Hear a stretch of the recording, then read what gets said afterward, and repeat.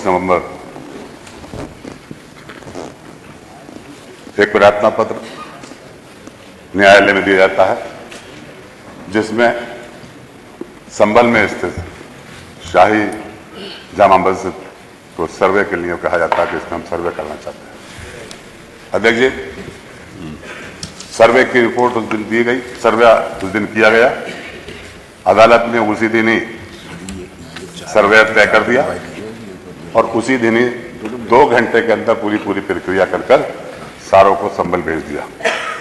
संभल में जब इसकी सूचना हुई तो संभल की जामा मस्जिद की जो कमेटी थी, संभल में जो मौलानाओं की और जामा मस्जिद के सब कमेटी के लोग ने उस जो कमेटी आई थी सर्वे करने के लिए उसको सहयोग किया, पूरी तरह से सहयोग किया और आसानी से सब कुछ समाप्त हो गया।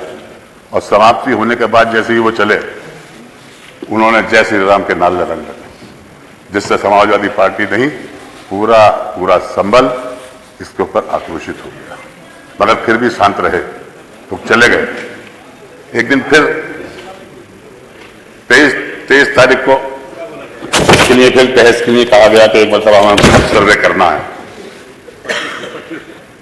23 तारीख को यह कहा गया कि रात को हमारे संभल के अधिकारियों ने कि कल सुबह 24 तारीख को 7 बजे फिर दोबारा सर्वे होगा।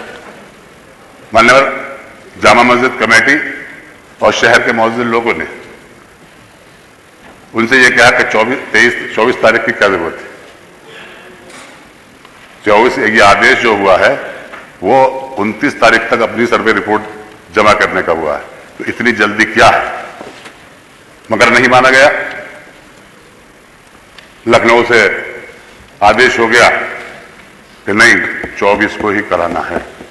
24 को क्यों कराना है? क्योंकि 23 के अंदर रिजल्ट आया। 23 के अंदर रिजल्ट आया कुंदर की विधानसभा का।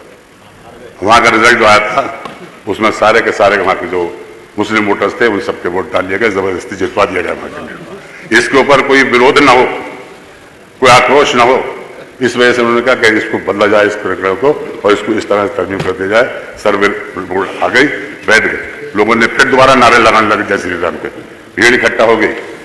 भीड़ इकट्ठा होने के बाद पुलिस ने फायरिंग शुरू की और फायरिंग शुरू होने के बाद में 5 लोगों की डेथ हो गई, जिसमें नईम, बिलाल अंसारी, आयान और मोहम्मद कैफ। मगर एक व्यक्ति का पोस्टमार्टम में नहीं हुआ, पुलिस ने जबरदस्ती उसको दफन करा दिया। मान्यवर, इसमें एफआईआर होती है और एफआईआर के अंदर संभल के एमपी ज़ियाउर रहमान का नाम आया, जो कि संभल में थे ही नहीं, बेंगलुरु गए हुए थे। मैं भी वहां नहीं था, मेरे बेटे का नाम आ गया, वो भी वहां नहीं था। गर्ल्स के 27 लोगों के नाम उसके अंदर आए और उसके बाद से पुलिस ने प्रताड़ना शुरू कर दी। घरों के अंदर घुस घुस के इतनी बुरी तरीके से मारा उन लोगों को। वो नामजद भी नहीं थे, मगर नामजद किया गया बाद में उनको। इस तरह का आयाम हो गया और शहर के अंदर अफरा तफरी मच गई। ये सब चीज़ें इस वजह से हुई कि संभल के अंदर जो अधिकारी हैं वो बिल्कुल नए हैं। उन्हें पहली मरतबा पोस्टिंग मिली है, उनको कोई तजर्बा नहीं था और ये घटना यहीं से कंट्रोल करती होती रही, लखनऊ से मुख्यालय से। अध्यक्ष जी, मुझे ये कहने में बता दें आपको और भी, संभल को एक बड़ी उससे देखा जाता है आदमियों से। एक घटना 1976 में हुई थी। 1976 में जामा मस्जिद, उसी जामा मस्जिद, शाही जामा मस्जिद के इमाम को जिंदा जला दिया था मस्जिद के अंदर सुबह 3 बजे। पता नहीं क्यों संभल की जामा मस्जिद के ऊपर क्यों इतनी नजर लोगों की लगी हुई है, जबकि हिंदुस्तान के पार्लियामेंट ने यह कह दिया कि 1991 के बाद में कोई भी सर्वे नहीं होगा, कुछ नहीं होगा। मगर उसके बाद भी भारतीय जनता पार्टी राजनीतिक फायदा उठाने के लिए यह काम करती रही और इसका नतीजा है कि ये वाल हो रहे हैं। वहीं संभल में नहीं, सभी जगह होने लगे। संभल का मुख्यालय बनाना था, मुझे माननीय मुख्यमंत्री जी ने अपने कार्यालय में बुलाया था, मुझसे पूछा था उन्होंने कि संभल का मुख्यालय कहाँ बने, तो मैंने आपसे कहा था कि ये संभल के अंदर रखिए। आज भी संभल से वो 32-33 किलोमीटर दूर है। संभल में होता तो ये बातें नहीं होती, प्रशासन में होता, पूरा होता, हमला होता और ये बात हो जाती। और अपनी वक्त मुख्यमंत्री जी अगर अपने पर पुनः विचार कर लें तो मानव एक झगड़ा होता है संभल में, एक बार फिर होता है। उस झगड़े के अंदर भी 9 लोग 10 लोग मारे जाते हैं। उस 9-10 लोग में 2-3 मुसलमान, बाकी गैर मुस्लिम लोग थे। इतना पीड़न हो गया और लोगों ने प्रचार करना शुरू कर दिया कि ये क्या है। एक माननीय मुख्यमंत्री जी, आपके एक मंत्री ने ये बयान दे दिया कि संभल के अंदर तुरक और खासाबों की लड़ाई। आपका नारा ना बंटने देंगे ना कटने देने का है। हमें क्यों बांट रहे? हम बटेंगे नहीं। संभल की जनता सब एक है और नेक है। हम बटेंगे नहीं। हमारे ऊपर बहुत अत्याचार हो रहा है, इस अत्याचार को आपको देखना होगा। मान्यवर,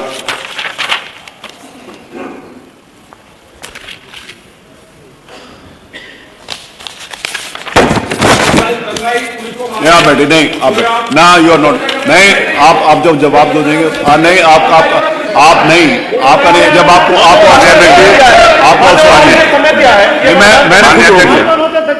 माननीय अध्यक्ष जी उसका जवाब संभल के अंदर नहीं, जब ये झगड़ा हुआ, बात हुई नहीं, वो जवाब तो समय पे आएगा। आप शांत रहे। इन लोगों ने झगड़ा कराया, भाजपा के लोगों ने। यह घटना घटी, 5 लोग मर गए।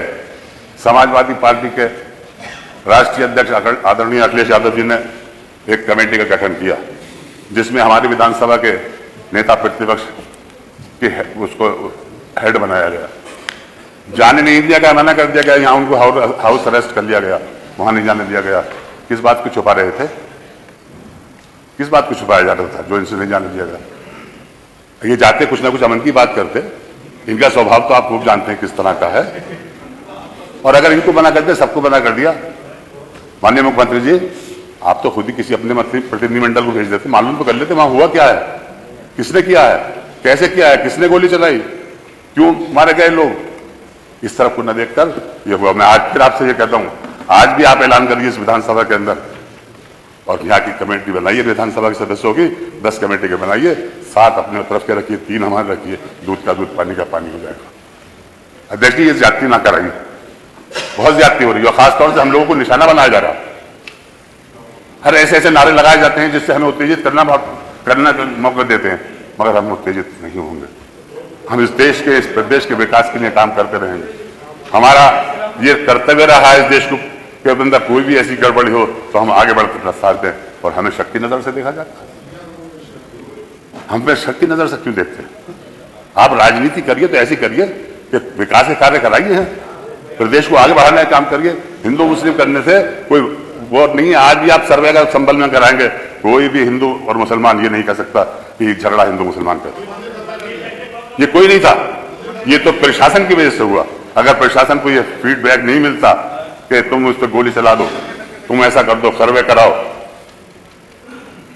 अगर ये तो हम उच्चतम न्यायालय का धन्यवाद देंगे जिन्होंने ये ऐसा आदेश कर दिया कि जिससे आपका भी कोई सर्वे नहीं होगा। मान्यवर, संभल की घटना बहुत गंभीर है और इसको आप गुस्से में न लेकर समझदारी से काम लेकर करिए। ये प्रदेश आपका है। आपने ये कहा कि मेरे प्रदेश में आज तक दंगा नहीं हुआ, तो इसकी जांच तो कराइए। आपके इसके पीछे है कौन? आप डायरेक्ट अगर अपनी मालूमात के जरिए से जो आपको वहां का प्रशासन दे रहा है उसके आधार के ऊपर आप ये कह लें कि मुसलमानों ने किया है। उस मोहल्ले में, जिस मोहल्ले के अंदर हमारा सांसद रहता, पूरा का पूरा घेराव कर दिया, बिजलियां काट डाली, सब कुछ कर दिया। आप जवाब एक मिनट। माननीय अध्यक्ष जी, मैंने मना किया, नहीं बोले। जहां तक मंदिर की बात है, अगर मंदिर का कोई वहां के पुजारी ये कह दे कि ये मंदिर जो है इसके ऊपर किसी ने एक ईंट लगाई हो, कोई ईंट छुई तक हो, कंक्रीट छुई हुई हो, आज वो मंदिर उसी हालत में बना है जिस हालत में था वो। वहां के लोग जो उसको बनाने वाले हैं, उसकी चाबी जिनके पास है वो चाबी आज उसी ताले की चाबी उनके पास है, उसी से खोला गया। जब मंदिर को खोला गया तो उसके अंदर जो मूर्तियां रखी थी उसी एज इट इज वैसी रखी हुई है, एक भी कोई भी मूर्तियों का खंडन नहीं हुआ, कहीं नहीं खंडित हुई। मान्यवर वहां के लोगों ने यह कहा कि हमारी आबादी इस जगह कम थी, हम 20, 25, 30 घर हैं यहाँ पर, बाकी सब मुसलमानों को, हमें मुसलमानों ने परेशान नहीं किया, मगर हमारे दिल के अंदर डर था, इस वजह से हम यहाँ से चले गए। वो संभल से बाहर नहीं गए मान्यवर, वो संभल से बाहर नहीं गए, संभल के अंदर ही रहे वो। और मंदिर के अंदर जाकर के बाद में उन्होंने डीएम को भी ये स्टेटमेंट दिया और प्रेस को भी ये स्टेटमेंट दिया कि हमें किसी ने भगाया नहीं है, हमें किसी ने कहा, जिस हालत में मंदिर आज था उसी हालत में आज खड़ा है। मान्यवर उसके अंदर चढ़ावा आया, सिक्के मिले उसके अंदर, उतने पुराने सिक्के भी मिले, और उसको ये बताया जा रहा है किस तरह से आपको भ्रमित किया जा रहा है। मान्यवर मुख्यमंत्री जी आप भ्रमित ना हो, वास्तविकता देखिए, मंदिर आज भी उसी हालत में है जिस हालत में वो था। 2006 तक उसके अंदर पूजा हुई है। वहां के लोग खुद कहते हैं, जो पूजा करने वाले हैं वो कह रहे हैं 2006 तक हमने पूजा की है उसमें, जहां किसी ने हमें भगाया नहीं है, किसी ने कुछ नहीं कहा, अपनी मर्जी से गए, हमने अपने मकान बेच दिए, यहाँ के घबराहट रहती थी दिल के अंदर, इस वजह से भेज दिए, कोई किसी ने हमें सताया नहीं। और इसको पूरा का पूरा राजनीतिक रूप दिया जा रहा। मैं समझता हूं, देखिए मैं जीत कर आता हूं, मेरा 7वां टाइम है, मुझे हिंदू मुसलमान सपोर्ट देता, मैं एकता का प्रचार करता हूं, मैं एक रखता हूं, और उस एकता का नतीजा है कि 1991 से मैं आ रहा हूं और आज तक संभल में कोई झगड़ा नहीं। इस परंपरा को बनाए रखे मुख्यमंत्री जी, इसको बिगाड़े ना। आप अपनी सियासत के चक्कर में मुसलमानों को दूर कर रहे हैं। राजनीति के अंदर सबका हिस्सा होता है। आप चाहते हैं कि हम कुदर की कुछ छीन लें, जहां 65% मुसलमानों की आबादी, वहां बीजेपी का जीत जाए, जहां के डीएम, जहां के डीएसओ, जहां का कमिश्नर, जहां का डीआईजी, अरे भाई शांत हो जाए, सबके सब लगकर मुसलमानों को वोट डालने नहीं दिया, छीन ली उनसे वोट की ताकत। उनके चेयरमैन जो आते थे, प्रधान जो थे, उनके घरों पर पुलिस लगा दी गई। इस तरह के आए, ये नतीजे सामने ना आए, ये बातें सामने ना आए, इसलिए ये झगड़ा कराया गया संभल के अंदर, जानबूझकर कराया गया भाजपा की सरकार ने। मैं कहता हूं माननीय अध्यक्ष जी, मैं तो ये चाहूंगा बंधुवर, आप इस सदन के अध्यक्ष हैं, आप अपने साथ एक कमेटी लेके चलिए, आप लेके चलिए और देखिए जाकर संभल में किसने क्या शुरू किया। आपकी बात आ गई। एफआईआर, दो मरने वालों की जो एफआईआर हुई है वो भी बड़ी जबरदस्ती हुई है, उसके बदले पब्लिक नहीं मरा। अब बताइए कि हमारी मस्जिद, हमारे खिलाफ कार्रवाई, हमारे ही मर रहे हैं, हमारी मस्जिद हम ही मर रहे हैं, हमारे खिलाफ है, हमारे घरों के अंदर तोड़फोड़ हो रही है। ये तो ये चाह रहे हैं 2700 लोगों को नामजद किया गया, 2700 लोगों के खिलाफ एफआईआर, एकदम बुरा हाल। नहीं भाई प्लीज, आपका अभी वो जवाब है, आप इस प्रदेश के मुखिया हैं, आपका फर्ज बन जाता है कि आप अपने प्रदेश के अंदर अमन शांति बनाए रखें, यहाँ कोई हिंदू मुस्लिम बात न हो, ये आपका फर्ज बनता है। इस फर्ज को निभाइए। मान्यवर, आप मुख्यमंत्री ही नहीं, आप किसी पीठ के पीठेश्वर भी हैं। किसी भी जाति, किसी भी समुदाय, किसी भी धर्म के अंदर आपस में लड़ाने की बात कभी नहीं की गई, मेल जोल रखा गया। अरे हमने तो ये देखा मान्यवर, जवाब नहीं प्लीज, मान्य हमने तो ये देखा कि हमारे आप गुजर साहब वहां से वहां पहुंच गए, अच्छी बात। माननीय अध्यक्ष जी, नंदकिशोर जी नहीं, हमने तो ये देखा 96 में नहीं, माननीय कल्याण सिंह जी की सरकार थी, 1996 में माननीय कल्याण सिंह जी की सरकार थी, हम सब लोग विधानसभा में बैठते थे, रमजान आ गए, उन्होंने अपने घर पे इफ्तार कराया 5 कालिदास के ऊपर, इससे संभल पर, और इफ्तार कराने के ऊपर संभल वहीं पे हमने अजान भी दी, वहीं नमाज भी उन्होंने पढ़ाई। ऐसे बन जाइए आप भी, सब आपको गले लगाएंगे। छीन के क्या फायदा है, वोट क्यों छीन रहे हो, वोटों को छीन लो, प्यार से करो। जब जितनी सुविधाएं आप हमें दे रहे हैं तो कोई एहसान नहीं कर रहे हैं, ये संविधान में लिखा हुआ, ये संविधान में लिखा हुआ, संविधान के अनुसार चलेंगे तो हम आपका सहयोग करें, मगर आप संविधान को भूल रहे हैं। इस द्वेष की नहीं, आप नहीं अलाउड कि आपको अच्छी बात नहीं है, प्लीज बैठिए प्लीज। आप जो हैं नहीं मंत्री नहीं, आप किसी पीठ के पीठेश्वर हैं, उस फर्ज को भी अंजाम दीजिए। हिंदू मुसलमानों को लड़ाओ, हम हैं, अगर हमसे इतने, अगर वो है, हमसे अगर इतनी परेशानी है तो मुसलमानों को वोट का हक छीन लीजिए, आप मत दीजिए। मगर ये भी नहीं कर सकते आप ये भी नहीं कर सकते, क्यों? फिर लड़क गए ऐसे, फिर वोट कैसे लेंगे हिंदू मुस्लिम वगैरह की है, इसलिए आप ये काम करें। चलिए। माननीय अध्यक्ष जी, ये बड़ा गंभीर प्रश्न है और मैं चाहूंगा कि इस अविलंबनीय लोकहित महत्व के गंभीर विषय पर सदन का ध्यान आकृष्ट करते हुए आज का प्रोपेशन की कार्रवाई कार्यसूची सम्मिलित करकर चर्चा कराई जाएगी। श्रीमती मोना आराधना मिश्रा।